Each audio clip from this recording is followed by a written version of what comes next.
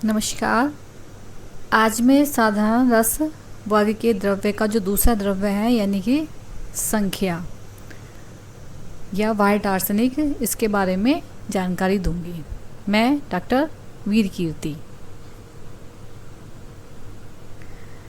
संख्या यानी कि इसको हम गोरी पाषाण भी कहते हैं। ये आर्सेनियस ऑक्साइड, इसका केमिकल फॉर्मूला होता है AS2O3। स्पेसिफिक ग्रेविटी यानी कि विशिष्ट गुरुत्व इसका 5.6 से 5.8, काठिन्य 3 से 4, द्रव्यनाक यानी कि 200 डिग्री सेंटीग्रेड। इसके पर्याय बताए गए हैं।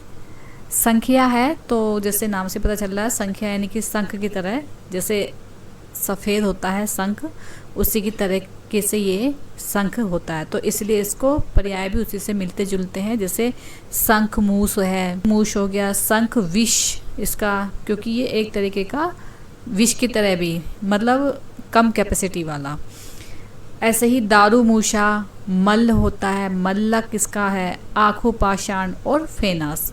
ये इस तरीके से जो है संख्या यानी कि गोरी पाषाण के जो पर्याय हैं वो हमें बताए गए हैं। संख्या के भेद। रसतन समुच्चयकार के अनुसार संख्या के मुख्य रूप से 3 ही भेद बताए गए हैं। एक तो है स्फटिकाभ, दूसरा होता है शंखाभ और तीसरा होता है हरिद्राभ। जो स्फटिकाभ होता है ये सबसे श्रेष्ठतम बताया गया है। क्यों? क्योंकि ये श्वेत वर्ण का होता है और स्फटिक के समान कैसा चमकीला रहता है। जैसे स्फटिक यानी कि जो फिटकरी अगर देखी हो, कुछ कुछ उसी तरीके से दिखाई देने वाला द्रव्य है। इसी तरीके से शंखाभ है, ये कैसा पीताभ वर्ण का होता है, कुछ कुछ पीला सफ़ेद वर्ण। ये श्रेष्ठ बताया गया है शंख के सदृश। इसी तरीके से हरिद्राभ है, यानी कि हरिद्रा के सदृश होता है और पीत वर्ण का होता है श्रेष्ठ। तो इस तरीके से हम देखेंगे तो स्फटिकाभ कैसा है, श्वेत वर्ण का है, शंखाभ कैसा है, पीताभ वर्ण का है, हरिद्राभ कैसा है, पीत वर्ण का है। श्रेष्ठतम है स्फटिकाभ, फिर श्रेष्ठतर और श्रेष्ठ। स्फटिकाभ स्फटिक के समान, शंखाभ शंख के समान, हरिद्राभ यानी कि हरिद्रा के सदृश। तो इस तरीके से रसद समुच्चय कार्य के अनुसार जो है इसके 3 भेद बताए गए हैं। इसके अलावा अन्य मत से देखा जाए तो इसके 2 भेद हैं, कृत्रिम और खनिज। यानी कि हम इसको कृत्रिम रूप से भी बना सकते हैं और ये खनिज रूप में भी हमें प्राप्त होता है, तो उसी के आधार पर इसके 2 भेद हैं। अब है इसकी शोधन विधि। स्फटिकाभ का शोधन, क्योंकि ये थोड़ा सा माइल्ड विषाक्त भी होता है, तो इसलिए हमें इसका शोधन की आवश्यकता होती है।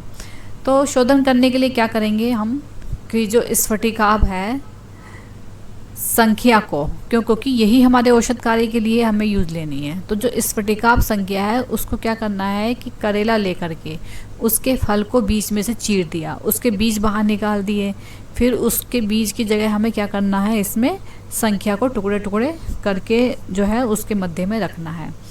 फिर इन करेले को एक पोटली के अंदर बांध करके दोला यंत्र विधि से क्या करना है, 1 पहर तक शोधन करने से क्या हो जाएगा, संख्या शुद्ध हो जाएगा।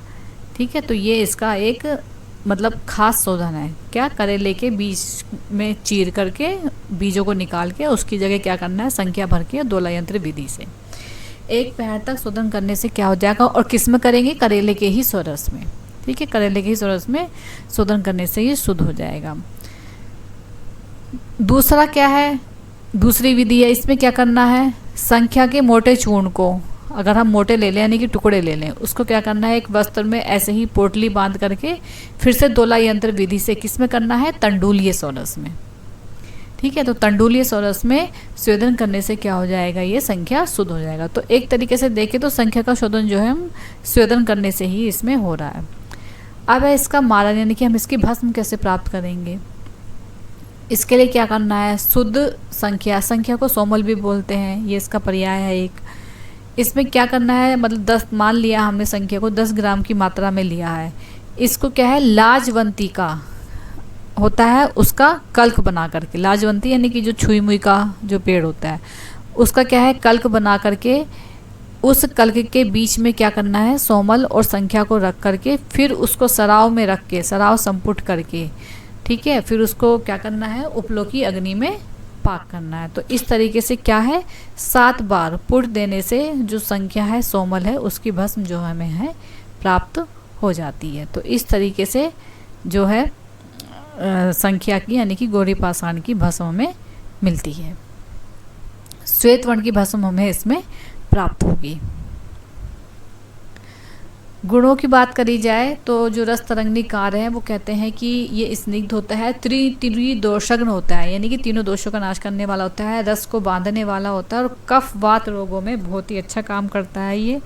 इसके अलावा ये श्लीपद है, ज्वर है, कामोद्दीपक होता है, संधिवात में, फिरंग रोग नाशक है, अग्निमंद में, विषम ज्वर, कांतिदायक, जीर्ण पांडु रोग नाशक।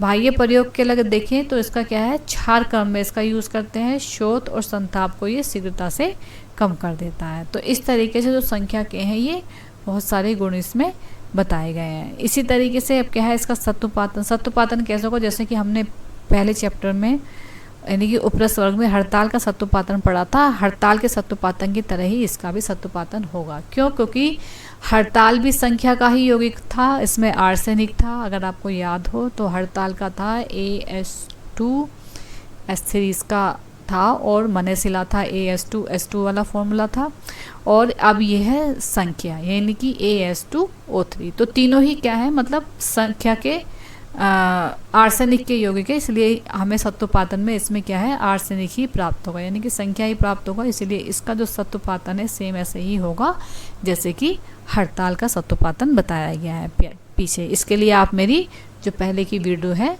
वो देख सकते हैं। मात्रा बहुत ही कम मात्रा में दिया जाता है, क्यों? क्योंकि ये भी क्या है, तीव्र रेचक की तरह काम करता है, इसलिए बहुत ही कम यानी कि 1/120 रत्ती से लेकर, नहीं कि एक रत्ती का मतलब ये समझ लीजिए कि बहुत ही कम मतलब पार्ट है ना, से लेकर के 1/30 रत्ती तक की ही इसकी मात्रा दी जाती है। अब इतनी कम मात्रा हम कैसे देंगे, तो दे नहीं सकते, तो इसको हम क्या है किसी चीज़ के अंदर मिला करके उसी डोज के हिसाब से देंगे। किस में मिलाएंगे, तो इसके लिए क्या करेंगे, मान लिया हमने एक रत्ती संख्या ले लिया है और इसमें 15 माशा क्या करना है, काली मिर्च का चूर्ण मिलाना है, फिर इसमें अदरक सोरस की क्या है भावना देनी है। ठीक है, संख्या प्लस काली मिर्च और अदरक सोरस की भावना देकर के क्या करना है, इसकी खूब घुटाई करनी है 3 दिन तक। फिर जब ये खूब घुट जाए, मिक्स हो जाए, तो इसकी क्या करना है, हमें एक रत्ती की टैबलेट बनानी है। इस एक रत्ती की टैबलेट को सुबह शाम अगर हम सेवन करते हैं तो ये रोग की शांति करती है। इसलिए बहुत ही कम मात्रा में संख्या का सेवन किया जाता है।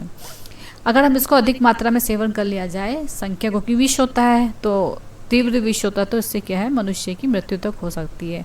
घातक मात्रा क्या है इसकी, एक रत्ती की मात्रा में सेवन करने से मनुष्य की मृत्यु हो सकती है। तो इसलिए ये सावधानी हमें रखनी है।